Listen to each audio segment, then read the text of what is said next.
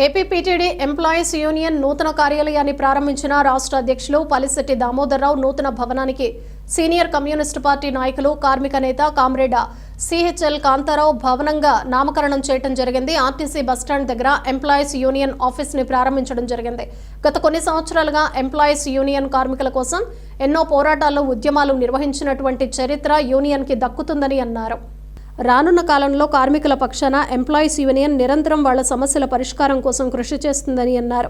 జీవి నర్సయ్య రాష్ట్ర ప్రధాన కార్యదర్శి జీవి మాట్లాడుతూ కార్మికుల కోసం హక్కుల కోసం నిరంతరం పోరాటం కొనసాగిస్తామని భవనాన్ని ప్రారంభించుకోవడం ఎంతో సంతోషకరమైన విషయమని అన్నారు.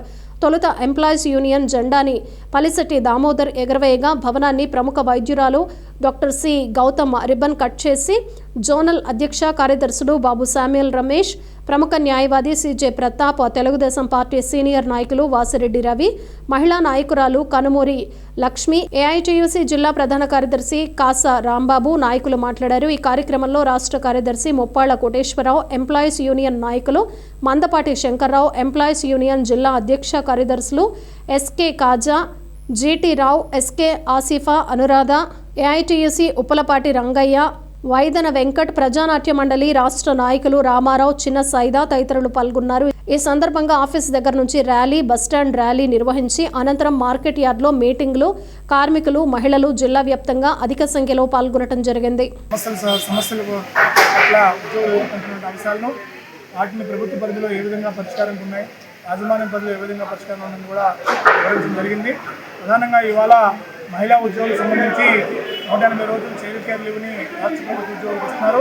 కేంద్ర ప్రభుత్వ ఉద్యోగులకి 730 రోజులు ఇవ్వడం జరుగుతుంది. కేంద్రంలోనైనా రాష్ట్రంలోనైనా ఉమెన్ ఎంప్లాయీస్ అందరూ ఒకటే కాబట్టి రాష్ట్రంలో పనిచేసే ఉమెన్ ఎంప్లాయీస్ కూడా 730 రోజులు చైల్డ్ కేర్ ఇవ్వాలని చెప్పేసి నమ్మకంగా విజ్ఞప్తి చేయడం జరిగింది.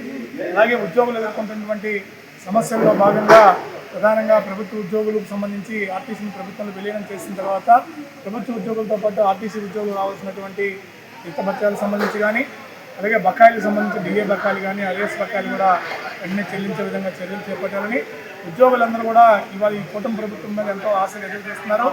ఎన్నికల హామీలో భాగంగా